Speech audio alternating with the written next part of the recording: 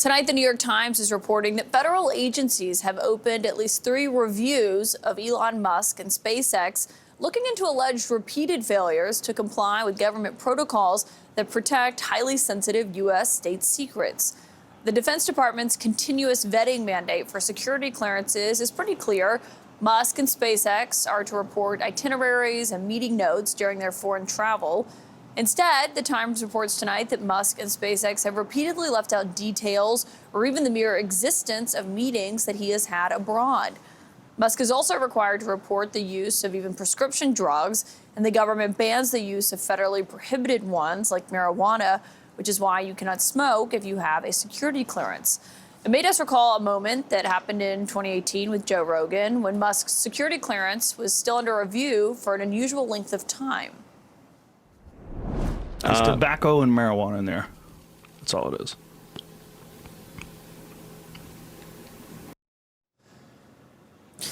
The New York Times says that Musk reportedly surprised defense officials when he posted in 2023 online announcing his occasional use of ketamine. This new report raises questions and some concerns about Musk's interactions with world leaders at a time where he has very deep influence in the president-elect's inner circle. He responded to the Times piece, writing, quote, "Deep state traitors are coming after me using their paid shills and legacy media. I prefer not to start fights, but I do end them." My source tonight was Trump's longest-serving national security advisor during his first term. Ambassador John Bolton is here. And Ambassador, it's great to have you, because when you look at these reviews and what is alleged, a failure to disclose these details, how serious is that? Well, first, let's start with a proposition. This is a news story, and it's not Holy Writ, so further evidence may be forthcoming. But Musk's response to it, I think, is really irresponsible. The defense contractors take this continuous vetting process very seriously. Their contracts can depend on it. And given the amount of contracts that Musk has with the federal government, it's very important that he and his company comply with these obligations, just like everybody else. This may sound very intrusive, but you know, when you contract with the federal government, especially the Defense Department, they have what they call an open kimono policy, which is they know everything about you. If you don't want to contract with the government, don't contract with the government.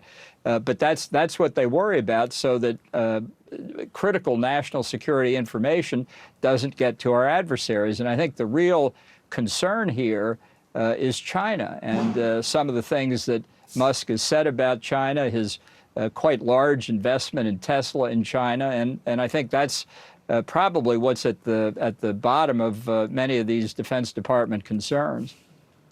Yeah, and he is a major contractor, but in this process of continuous vetting, where you're letting the government know, here's where I'm going, here's who I'm meeting with, for that purpose of you know, as they are continuing to check and see if someone should have this contract. You know, with security clearances, I thought about something else that the Times reported, which was they said the Air Force recently denied him high-level security access. They said there were potential security risk, and that several allies like Israel had expressed concerns Elon Musk could share sensitive data with others. I should know a federal agency has not accused him of disclosing classified material, but you know as well as I do that, you know, Trump previously overruled intelligence concerns to give people security clearances like Jared Kushner. Yeah, well, we'll see whether there's one rule of law in the country once Trump becomes president.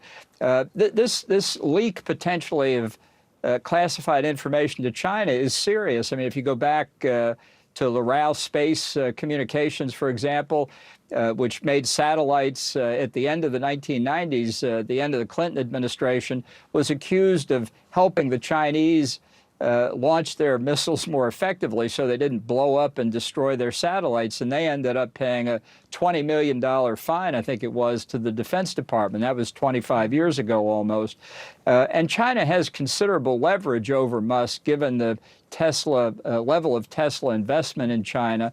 And he said some pretty strange things, at least a lot of people would consider them strange. Musk said that Taiwan should be a special administrative region of China. not very popular on Taiwan, not American policy either. So look, he has to comply with these regulations. They are burdensome. There's no doubt about it. His company has to comply. Other defense contractors comply. As I say, if you think they're too burdensome, don't contract with the federal government. But if you do what everybody else does and follow the regulations. Given those ties to China and the comments that you just referenced, how do you think Marco Rubio, Senator Marco Rubio, who's up for Secretary of State, or Mike Waltz, who's going to potentially, or is going to have your old job, how do you think that they're approaching something like that? Because Elon Musk has a lot of influence with Trump right now. I talk to people who say they're always together. He's always around at Mar-a-Lago. He sits in on job interviews. He's got a heavy influence on Trump at the moment. Yeah, well, he has a propensity to post on X the way Trump posts on used to post on Twitter, including sensitive information. I remember one tweet that Trump put out was a picture of a Iranian ballistic missile that had blown up on the launch pad that was given to him just a few hours before he posted it, and it was told specifically not to do it. So being careless with national security information is a problem Trump has, as we know from the famous Mar-a-Lago documents case. So I think it'll be a legitimate question for all the people who require Senate confirmation, how much do they care about security precautions in the federal government? And a lot will change after noon on the 20th of January. Right now, Trump is still a private citizen.